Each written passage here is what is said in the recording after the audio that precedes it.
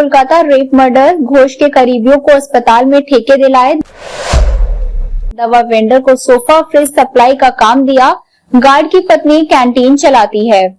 कोलकाता के RG Kar medical college और अस्पताल के पूर्व प्रिंसिपल संदीप घोष के खिलाफ अनियमितता मामले में नए खुलासे हुए हैं। सीबीआई सूत्रों के अनुसार शनिवार 7 सितंबर को बताया कि घोष ने अपने करीबियों को अस्पताल में कई टेंडर दिलवाए थे।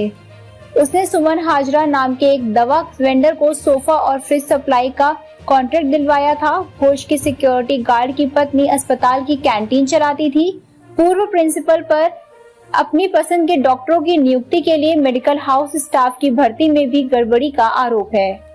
सीबीआई ने 2 सितंबर को संदीप घोष, उसके गार्ड अफसर अली और 2 दवा वेंडर बिलप सिंघा, सुमन हाजरा को गिरफ्तार किया था। घोष ने 9 अगस्त को ट्रेनी डॉक्टर से रेप मर्डर की घटना के बाद 12 अगस्त को पद से इस्तीफा दे दिया था। यह फरवरी 2021 से मेडिकल कॉलेज का प्रिंसिपल था। संदीप घोष ने मेडिकल हाउस स्टाफ की नियुक्ति के लिए एक इंटरव्यू सिस्टम शुरू किया। हालांकि अस्पताल में इंटरव्यू लेने वालों का कोई पैनल नहीं था। नियुक्ति से पहले इंटरव्यू के फाइनल मार्क्स जारी किए जाते थे। घोष पर कई योग्य ट्रेनी डॉक्टरों को नियुक्त नहीं करने का आरोप है। संदीप घोष 2016 से 2018 के बीच मुर्शिदाबाद मेडिकल कॉलेज में पोस्टेड था।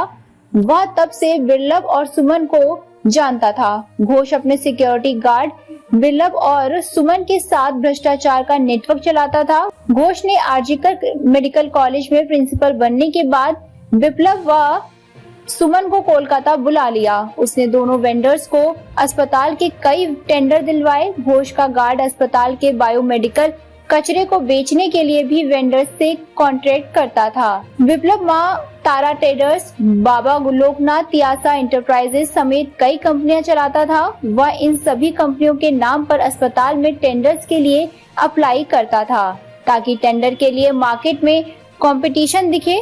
इसी में किसी एक कंपनी को टेंडर मिलता था। सीबीआई को विप्लव की कंपनियों को टेंडर दिए जाने के तरीके में भी कई खामियां मिली हैं। सीबीआई ने कहा कि वर्क ऑर्डर के लेटर कॉलेज के कई अधिकारियों को लिखे जाते थे, लेकिन उन्हें ये लेटर कभी सौंपे नहीं गए। इसका मतलब टेंडर प्रोसेस में अन्य अधिकारियों को शामिल किया ही नहीं गया।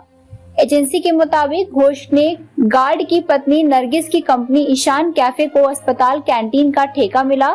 संदीप घोष ने गार्ड की पत्नी की कंपनी को नॉन रिफंडेबल कॉशन मनी की लौटा दी। वित्तीय गड़बड़ी को लेकर बंगाल मेडिकल काउंसिल का घोष को नोटिस। पश्चिम बंगाल मेडिकल काउंसिल ने शनिवार 7 सितंबर को संदीप घोष को स्वास्थ्य सुविधाओं से जुड़ी वित्तीय अनियमितताओं को लेकर कारण बताओ नोटिस जारी किया।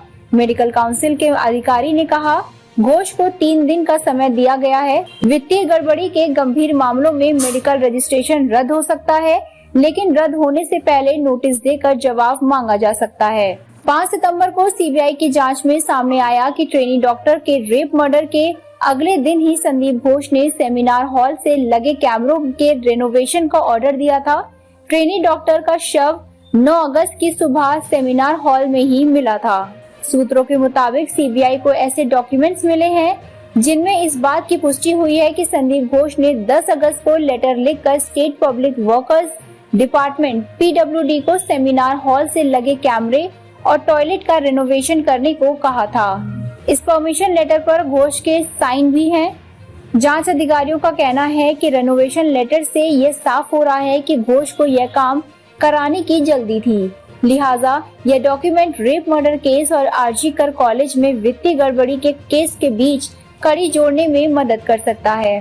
ट्रेनी डॉक्टर के रेप मर्डर के विरोध में बुधवार देर रात डॉक्टर के माता पिता भी प्रदर्शन में शामिल हुए।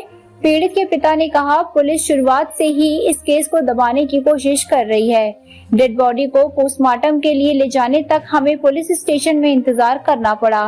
बाद में जब बेटी का शव हमें सौंपा गया तो एक सीनियर पुलिस अधिकारी ने हमें पैसे देने की भी पेशकश की।